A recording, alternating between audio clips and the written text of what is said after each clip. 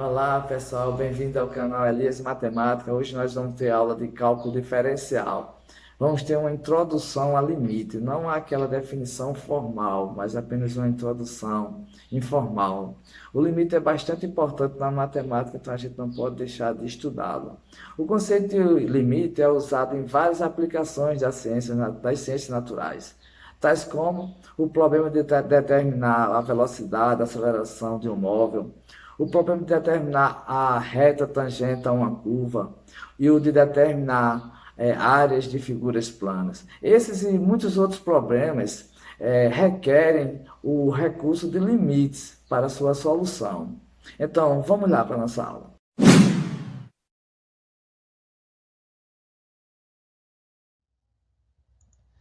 Iniciamos com dois exemplos simples, porém intuitivos de limite. O exemplo 1. Seja a função f de RR definida por f de x igual a módulo de x sobre x, se x diferente de zero, e zero se x igual a zero. Vamos usar a definição de módulo para simplificar essa função. Nós sabemos que o módulo de x vai ser x se x menor que zero e menos x se x menor que zero. Então, ficaremos x sobre x, se x menor que zero, zero se x igual a zero, e menos x sobre x se x menor que zero.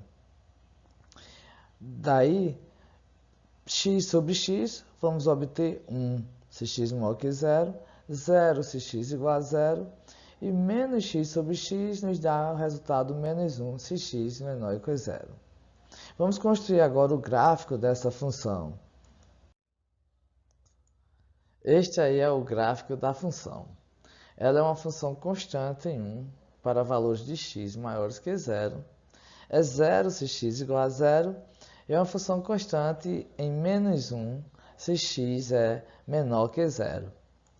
Notemos que se x é igual a 1 sobre 10 ao quadrado, 1 sobre 10 à quarta, 1 sobre 10 à quinta, e assim sucessivamente, o que é que está acontecendo? Nós estamos tomando valores de x bem próximos de zero, cada vez mais próximos, e a função f de x está sendo igual a 1. Neste caso, escrevemos que o limite de f de x quando x tende a zero pela direita, seja por valores maiores que zero, por isso colocamos esse maisinho aqui em cima do zero, e dizemos que f possui limite à direita de x igual a zero. Analogamente, se a gente tomar valores menores que zero e nos aproximar de zero pela esquerda, aí com esses valores, menos 1 sobre 10 ao quadrado, menos 1 sobre 10 à quarta, menos 1 sobre 10 à quinta, f de x vai ser menos 1. E, neste caso, escrevemos que o limite de f de x, quando x tende a zero pela esquerda, é igual a menos 1. E dizemos que f possui limite à esquerda de x igual a zero. Nesse exemplo 2, seja f de R, ou nos domínios a gente vai excluir o número o zero, em R, definida por f de x igual a x, cujo gráfico está abaixo. Aqui está o gráfico da função f de x igual a x. É a função identidade, o gráfico é uma reta bissetriz aos quadrantes ímpares, certo? Notemos que, se a gente se aproximar da mesma forma que fizemos no exemplo anterior, aproximar de zero por valores maiores que zero à direita de zero, certo? A função vai estar se aproximando também de zero. Neste caso, escrevemos que o limite de f de x quando x tende a zero pela direita é igual a zero.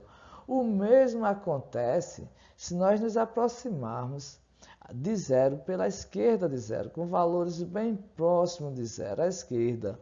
A função, vocês olham pelo gráfico azul da função, ela também vai estar se aproximando de zero. Isso quer dizer que o limite de f de x, quando x tende a zero pela esquerda, também é zero. Se seja y igual f de x, uma função definida para todo x próximo de um ponto x0 pertencente a reais, exceto possivelmente no ponto x0. Se o limite de x tendendo a limite de f de x, quando x tende a x0 pela direita for igual ao limite de f de x quando x tende a x0 pela esquerda igual a um L, dizemos que f possui limite L no ponto x0 e escrevemos que o limite de f de x quando x tende a x0 é igual a L. Se acontecer que o limite de f de x quando x tende a x0 pela direita for diferente do limite de f de x quando x tende a x0 pela esquerda, dizemos que f não possui limite no ponto x0. A gente vai lembrar no exemplo 1, os limites laterais quando tendia a 0 pela direita dava 1 e quando tendia a 0 pela esquerda menos 1. Esse é um exemplo que ali não tem limite no ponto x0 igual a 0. Limite. Vamos fazer uma definição aqui bem formal de limite, certo? Pelo que nós já vimos até agora, nós podemos dizer o seguinte: se os valores de f de x puderem ser definidos tão próximos quanto quisermos de L, fazendo x suficientemente próximo de A, mas não igual a A, então escrevemos que o limite de f de x quando x tende a A é igual a L, o qual deve ser lido como limite de f de x quando x tende a A é L. Outras notações também. A expressão acima é escrita também como f de x tende a L quando x tende a A.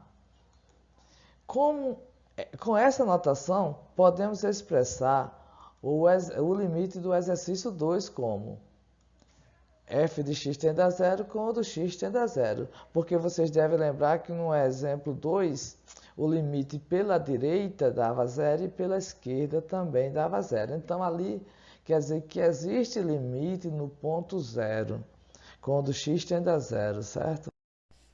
É isso aí, pessoal. Essa foi a aula de introdução ao limite. Deixe os comentários de vocês, as críticas, as sugestões, as dúvidas, certo? Questões, podem pedir aí tudo nos comentários. Quem não for inscrito, inscrevam-se, deixe o seu joinha, o like aí e até a próxima aula. Valeu!